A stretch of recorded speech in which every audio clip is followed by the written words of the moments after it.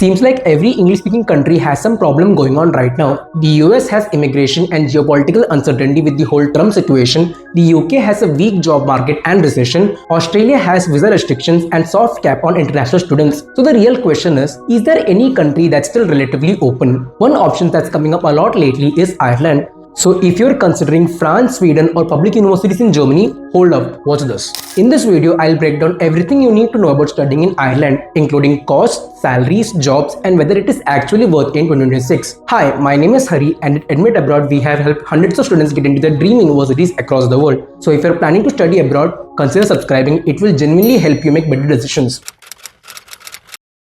Let's get straight to the real question. Is Ireland worth it in 2026? Short answer, it actually might be. Ireland has positioned itself as one of the biggest business and tech hubs in Europe. Companies like Google, Meta, Amazon, LinkedIn and Pfizer, which are some of the great companies to get in, have their European headquarters set up in Dublin. Why Ireland specifically? Because Ireland's corporate tax is just 12.5% as compared to 21% in the USA and 25% in the UK. What this means for you as a student is simple. More companies is equal to more jobs. And as compared to countries that are tightening immigration, Ireland is still relatively open for international students, especially from India. And here's the biggest advantage: no language barrier. Unlike places like Germany, France, Sweden, Japan and South Korea, where many jobs require you to learn the native language, in Ireland you can study and work entirely in English.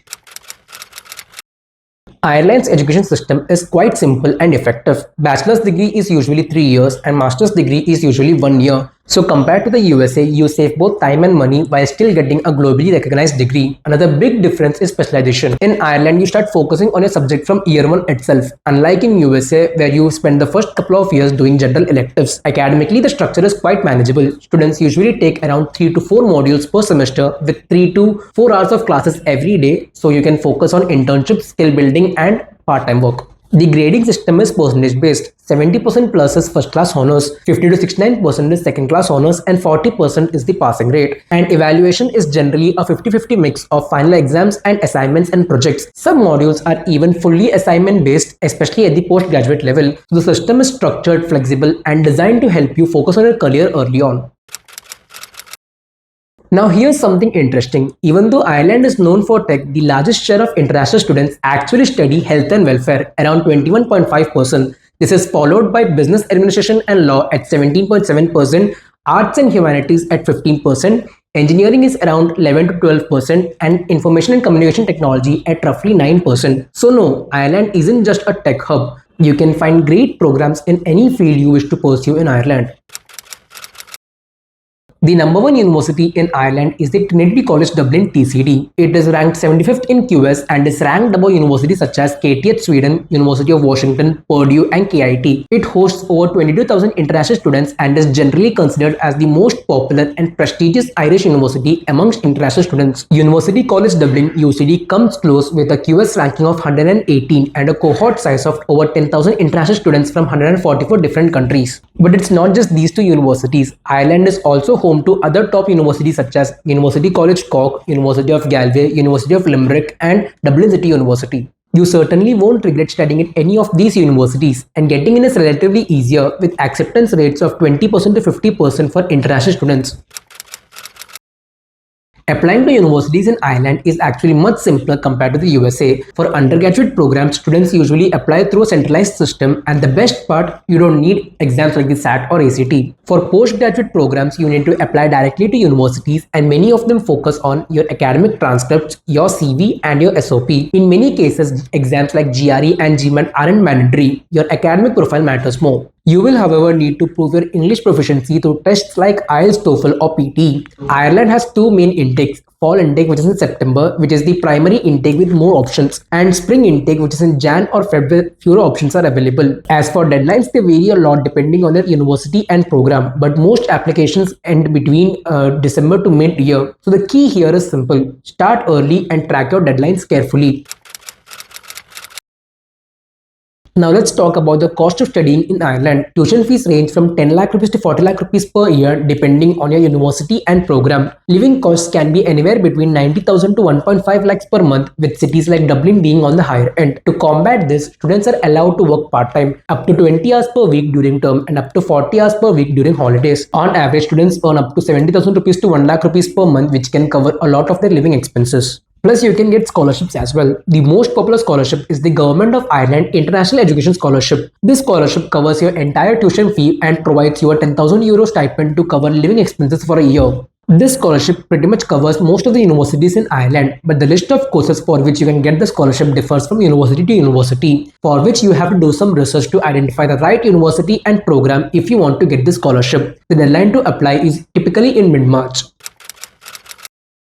Ireland has experienced remarkable growth in recent years, particularly in the tech sector. Cities like Dublin, Cork, and Galway are known for the tech scene, especially with multinational companies such as Google, Meta, and Apple setting up their European headquarters in Ireland. Now, there are ways to improve your chances of securing a full-time job in Ireland. First, gain relevant work experience early. That means actively looking for internships in your field while you're studying and not waiting till the last moment. Secondly, while choosing a degree, try to opt for programs that offer co-op opportunities.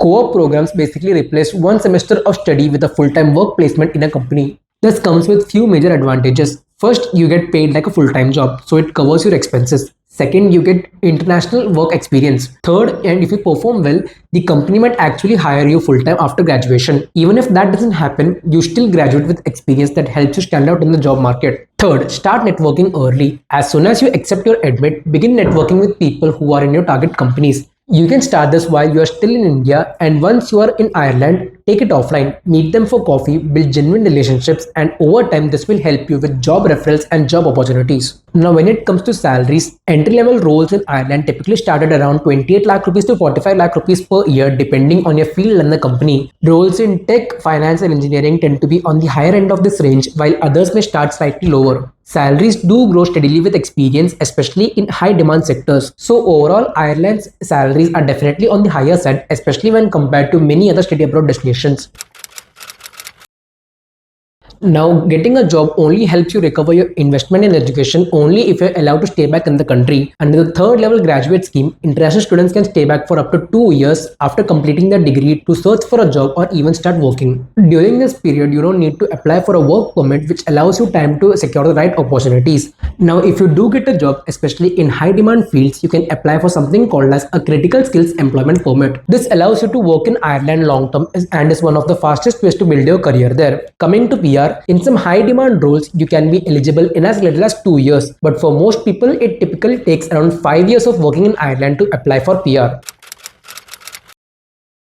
To round up this video, let's talk a bit about the life, food and culture in Ireland. Most people picture Ireland as this calm, scenic country with pubs, football and a laid-back lifestyle. And while most of that is true, the reality is a lot more balanced. For example, the people in Ireland are generally friendly, social and approachable. It's very easy to start conversations with them and feel included, especially compared to more reserved cultures. Now, one thing that worries a lot of students is food. Unlike countries where Indian food is hard to find, Ireland has a lot of Indian restaurants and grocery stores. And since it's quite westernized, you will already be familiar with a lot of food options, so adjusting is a lot easier than Japan. I will say though, the cost of living can be a challenge. Cities like Dublin are expensive, especially the rent, so managing the budget properly as a student is extremely important. Another thing to be aware of is the weather. Ireland is known to be cold and windy, which if you're coming from a place like India can take some getting used to. So if you plan to study in Ireland, be ready to adapt to the weather, manage your expenses and be more independent. But overall, the transition is much smoother and experience will be worth it. If you have questions about studying in Ireland or studying abroad in general, drop a comment and we'll help you out. That's it for this video. See you in the next one.